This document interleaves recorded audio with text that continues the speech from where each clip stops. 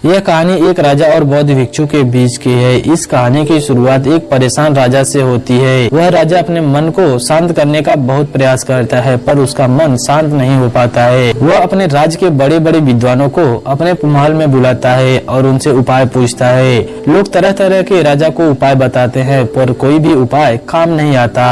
लेकिन एक दिन एक व्यक्ति राजा के पास आता है और उनसे कहता है, आपके मन को शांत करने का बस एक ही उपाय है। राजा उस व्यक्ति की बात सुनकर बहुत ही खुश हो जाता है और उस व्यक्ति से कहता है, यदि तुमने ऐसा कर दिया तो मैं तुम्हें इतना धन दूंगा जितना तुम मुझसे मांगोगे। वह व्यक्ति राजा से कहता है, आपका मन मैं तो शांत नहीं कर सकता, पर एक सन्यासी है जो आपका मन शांत कर देगा। वह कोई आम सन्यासी नहीं है, बल्कि एक पहुंचा हुआ सन्यासी है। आप उसे एक बार अवश्य मिलें, वह आपकी समस्या का अवश्य समाधान कर देगा। राजा उस व्यक्ति से कहते हैं, वह पहुंचा हुआ सन्यासी मुझे कहाँ पर मिलेगा? वह व्यक्ति राजा से कहता है, यहाँ से कुछ जंगल में एक कुटिया है, उसी कुटिया में वह रहता है। राजा अपने कुछ सैनिकों के साथ उस सन्यासी से मिलने के लिए चल देता है। सन्यासी के पास वह पहुंच जाता है और उस सन्यासी से कहता है, मैंने सुना है कि आप बहुत ही पहुंचे हुए सन्यासी हैं। और वह बोधिधर्मन राजा को अनदेखा सा कर देते हैं। राजा सोचता है कि शायद बोधिधर्मन में मुझे सुना नहीं। राजा फिर से कहता है, मैंने सुना है कि आप एक बहुत ही पहुंचे हुए सन्यासी हैं। क्या आप मेरी समस्या का समाधान कर सकते हैं? बोधिधर्मन राजा के किसी भी प्रश्न का उत्तर नहीं देते हैं। राजा मन ही मन सोचता है कि बोधिधर्मन कोई उत्तर क्यों नहीं उसे दे रहे हैं। राजा डायरेक्ट मुद्दे की बात करता है। राजा बोधिधर्मन से पूछता है, क्या आप मेरे मन को शांत कर सकते हैं? बोधिधर्मन मुस्कुराते हैं और उससे कहते हैं, हे राजा, तुम्हारा मन अशांत क्यों है? राजा कहता है, वैसे तो मेरे पास किसी भी चीज की कमी नहीं है। धन मेरे पास इतना है जिसको मुझे खुद अंदाजा नहीं है। सभी सुख सुविधाएं हैं।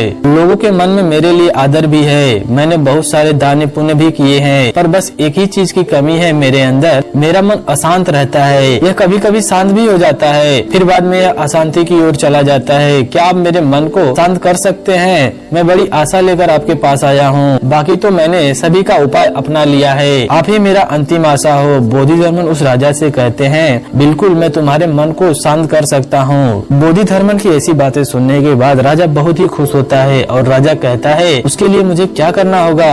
बोधिधर्मन मुस्कुराते हुए कहते हैं, कल सुबह तुम मेरे पास आ जाना, पर ध्यान रहे कि अकेले आना है तुमको। राजा कहता है, ठीक है, मैं कल सुबह अकेले ही आपके पास आ जाऊंगा। बोधिधर्मन कहते हैं, पर और एक बात जिसको तुमने ध्यान से सुनना होगा, अपने अशांत मन को अपने साथ लेकर आना होगा। राजा बोधिधर्मन की बातें सुनकर चौंक जाता है और सोचता है कि यह कैसी बात है। राजा कहता है, आपने क्या कहा? कृपया करके मुझे एक बार और बता सकते हैं क्या? बोधिधर्मन राजा से कहते हैं, तुम कल सुबह जल्दी आना और अपने साथ अशांत मन को भी साथ लेकर आना।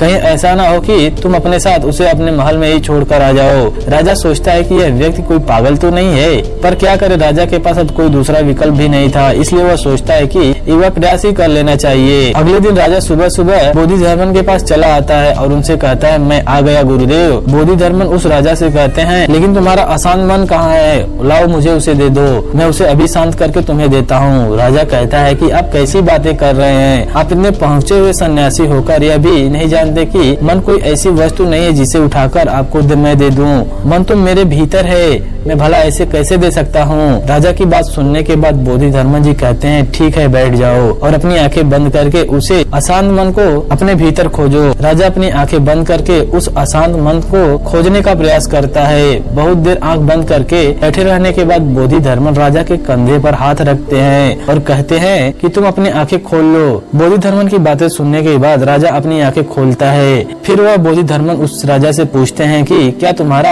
अशांत मन तुम्हें मिला? राजा कहता है, नहीं। बोधिधर्मन राजा से कहते हैं, कोई बात नहीं, अब तुम कल प्रयास करना, आज के लिए इतनी खोज पर्याप्त है। राजा अपने महल चला जाता है। अगले दिन सुबह राजा फिर से बोधिधर्मन के पास आता है और वैसा ही करता है जैसा उसके पहले दिन बोधिधर्मन ने उसे बताया था। राजा नीचे बैठ जाता है और अपनी आंखें बंद कर लेता है और उस अशांत मन को अपने भीतर ढूंढने का प्रयास करता है। बहुत देर तक राजा बैठा रहा। बोधिधर्मन फिर से उस राजा के कंधे पर हाथ रखते हैं और उस राजा से कहते हैं, क्या तुम्हें तुम्हारा अशांत मन मिला आज? राजा बड़ी शांत आवाज में बोधिधर्मन से कहता है, नहीं। बोधिधर्मन राजा से कहता है, बस इतना आज के लिए पर्याप्त है, अब तुम कल आना। राजा अगले दिन सुबह बोधिधर्मन के पास पहुंचता है और फिर से नीचे बैठ जाता है, जैसा वह 2 दिन से लगातार करते हुए आ रहा था। राजा बैठता है और अपनी आंखें बंद करता है और अपने उस अशांत मन को ढूंढने का प्रयास करता है। इस बार बोधिधर्मन राजा के कंधे पर हाथ रखकर उसकी आंखें नहीं खुलवाते हैं। राजा बस अपनी आंखों को बंद करके बैठा रहता है। काफी समय बीत जाता है। वह राजा बोधिधर्मन के पास ही बैठा रह जाता है। पूरा दिन भी बीत जाता है, पूरी रात भी बीत जाती है, पर राजा अपनी आंखें बंद करके उस अशांत मन को ही ढूंढता रहता है। अगले दिन सुबह में राजा की आंखें खुलती है और जैसे उसकी आंखें खुलती हैं तो अपना सिर बोधिधर्मन के चरणों में रख देता है और कहता है कि मुझे वह अपना अशांत मन तो नहीं मिला, मुझे अपनी शांति मिल गई, जिसकी तलाश में मैं आज तक भटक रहा था। उसी तरह से आप भी अपने मन की शांति को बाहर ही कहीं खोज रहे हैं। अगर हम अपनी परम शांति को पाना चाहते हैं तो उसे अपने अंदर ही तलाशना होगा। वह शांति कहीं बाहर नहीं बल्कि हमारे अंदर ही मौजूद है। बस आपको जरूरत है उसको अपने अंदर खोजने की। आपको हमारे द्वारा सुनाई गई कहानी कैसी लगी कमेंट सेक्शन में जरूर बताइए। ऐसी ही और वीडियो देखने के लिए हमारे चैनल को जरूर सब्सक्राइब कीजिए और बगल में बेल आइकन का बटन आ रहा होगा उसको भी प्रेस कीजिए। अगर आप हमारी इस वीडियो को फेसबुक पेज पर देख रहे हैं, पेज को प्लीज फॉलो कीजिए। धन्यवाद।